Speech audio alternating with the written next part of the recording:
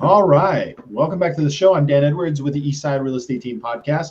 Joining me is Tucker Maxwell. Hey, Tucker, how are you doing? Good, Dan. How are you? Good. Well, it's been a few weeks since we last talked, and there's been a lot of change in the market. What updates do you have regarding rates and loan limits, etc.? Yeah, no, great question. I think that's the question that we should ask every day right now with all the uncertainty in the marketplace. But I think the good news is rates are relatively flat. You know, the skies aren't falling in. They're not going up every single day. We're not having to refresh pre-approvals like we were doing fairly often. We expect the Fed to raise rates. We've priced it in, and now it's just a waiting game to get through those increases. Okay. So essentially, with regards to the activity that you're seeing over the last couple of months, what with new applications, what is the rate? What rate are you seeing now versus what you saw maybe a month ago? Yeah, and another great question. So we just found out today that application levels are the lowest we've seen since 2000, the year 2000. So 22 years ago, essentially coming out of the, uh, that whole Y2K uncertainty Yeah. created the same kind of pause. And that's what we're seeing again. So application counts are down significantly. Interest rates are right where they've been for the last 90 days or so. So there really aren't any changes there. Depending on what type of product you're looking at, you could be in the high fours if you're looking at adjustable rate mortgages, and you're in the fives to sixes if you want a fixed rate mortgage. But that's been fairly flat for, I would say, 30, 60, 90 days now. Okay, so essentially buyers now that have moved back into the market are starting to get a little bit more creative.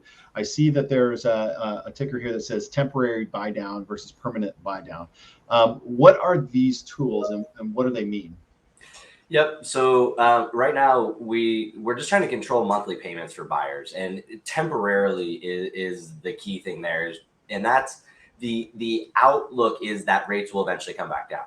And so how do we temporarily solve the price hurdle for buyers in a marketplace where home prices continue to go up? And so a temporary buy down allows us to temporarily lower the monthly payment for the borrower, but not actually permanently lower the interest rate over the 30 years. The idea is that if I buy down the interest rate and lower it by 0.5%, and that saves me a ton of money over 30 years, that's great. But if I refinance in 24 months from now, that didn't really matter, right? I paid higher today for 24 months, and I didn't get to take advantage of that savings. So a temporary buy down allows us to just front load all of the savings up front and save all that money today, or spread it over the first 24 payments, and then at any point refinance and get to a more permanent loan. Gotcha. Okay. So essentially what we're doing is banking on the fact that there may be more favorable rates in a couple of years. Yep, exactly. Literally banking on that. Yeah. Oh, yeah. Exactly. 100%. We are banking on it, and the kind of the buzz phrase that we're seeing all over the place is marry the home. So get into a long-term relationship with the home. Buy something that you want to be in for several years, because home prices are going up. And Dan, you know this better than I do, but we year over year, we're still about 10% higher in price today than we were in August of last year. So even though we're seeing price reductions, we're still at a higher price than we were last year. So if you wait to buy, it's going to cost you more than buying today. And then date the mortgage. It's not something that's permanent. We're not getting married. We're just in it. We're going to kind of evaluate things, and we're going to reevaluate every year. And if something better comes along, we're going to ditch that mortgage. We're going to refinance you into a lower rate that's more permanent, long term. Well, won't the house be jealous of the mortgage? It's very possible. Okay, awesome. So let's talk about the effect on appreciation and return on investments when buying a property. Since appreciation is going to be pretty modest over the future, what does that mean for buyers?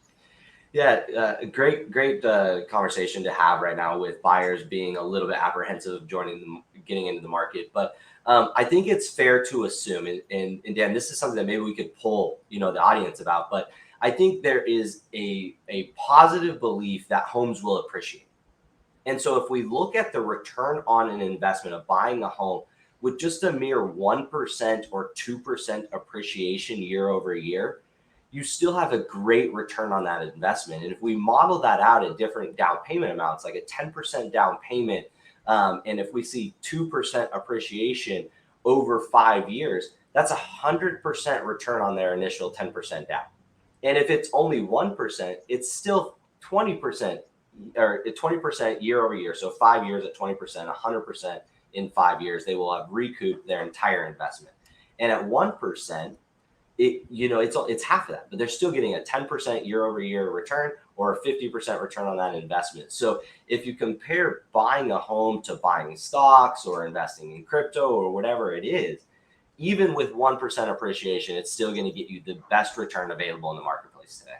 Yeah. And actually, the more I talk about this, plus the rate buy downs, plus the fact that there's more inventory, I honestly get excited for anybody that's in the spot of getting the opportunity to buy right now. There is a tremendous amount of opportunity to really find a home that you like.